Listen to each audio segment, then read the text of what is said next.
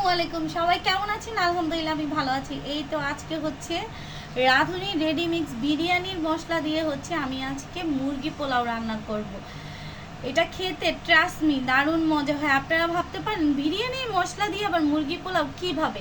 আসলে আপনারা একবার বাসায় ট্রাই করে দেখবেন, ইনশাল্লাহ বললাম অবশ্যই অনেক মজা হবে।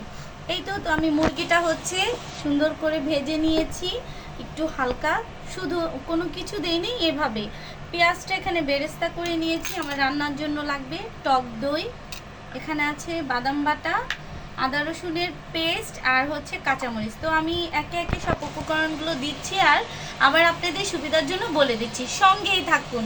চামচ পরিমাণ ভর্তি করে দিয়ে দিলাম আদা রসুনের পেস্ট, দিয়ে দিব 1 চামচ একটু কম আছে এখানে বাদামের পেস্ট। এখানে সব ধরনের বাদাম একসাথে মিশিয়ে আমি হচ্ছে পেস্ট করে নিয়েছি।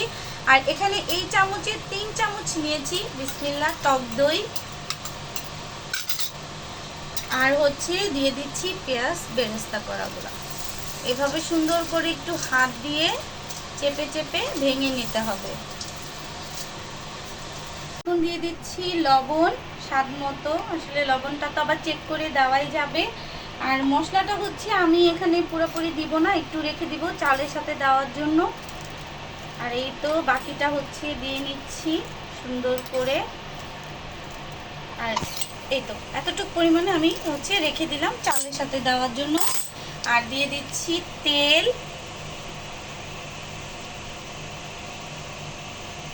আর দিয়ে দিব দারচিনি, এলাচ, লং, বড় একটা এলাচ, কাঁচামরিচ। এখন হচ্ছে সুন্দর করে হাত দিয়ে মেখে নেব।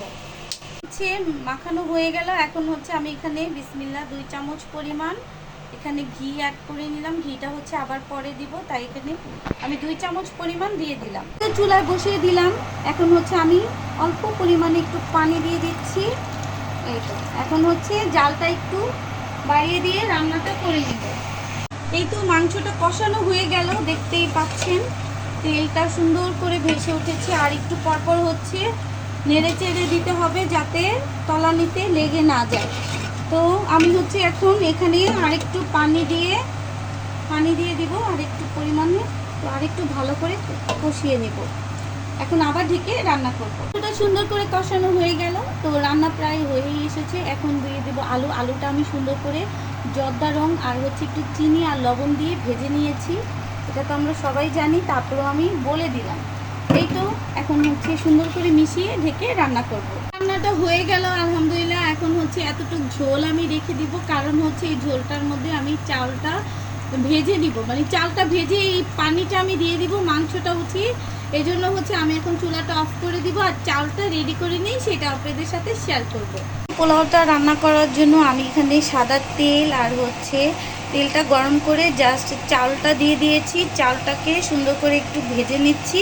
সাথে দিয়েছি বেশ খানিকটা কাঁচামরিচ আর হচ্ছে 2-3টা তেজপাতা। তো যেই মশলাটা আমি রেখেছিলাম সেই মশলাটা বিসমিল্লাহ এই তো দিয়ে দিলাম। এখন হচ্ছে আমি একটু চালটাকে সুন্দর করে ভেজে নিব। ভেজে নিয়ে যে মাংসের ঝোলটা ছিল সেটা অ্যাড করে দিব। আমি হচ্ছে এখন পানি দিয়ে দিব বিসমিল্লাহ পরিমাপটা বুঝে।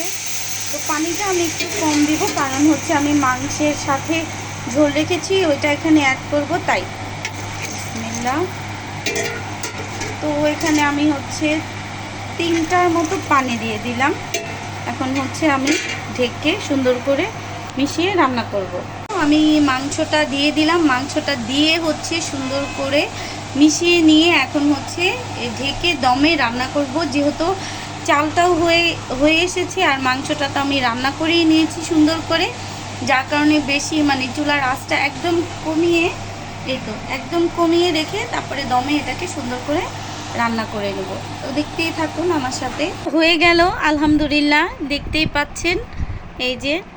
তো কার কার কাছে ভালো লাগলো, আমি খুব সহজে একদম অল্প কিছু মানে অল্প প্যাকেটের মশলা দিয়েই, এতে আমি বেশি কোনো মশলা দেইনি, আপনারা দেখেছেন তো। শুধু প্যাকেটের মশলাটা দিয়ে আমি খুব সহজেই হচ্ছে মুরগি পোলাওটা রান্না করে নিলাম। তো কার কার কাছে ভালো লাগলো অবশ্যই জানাবেন। আর সবাই ভালো থাকবেন, আমার জন্য দোয়া করবেন। এই তো ভিডিওটা আজকের মতো এখানেই শেষ। আসসালামু আলাইকুম।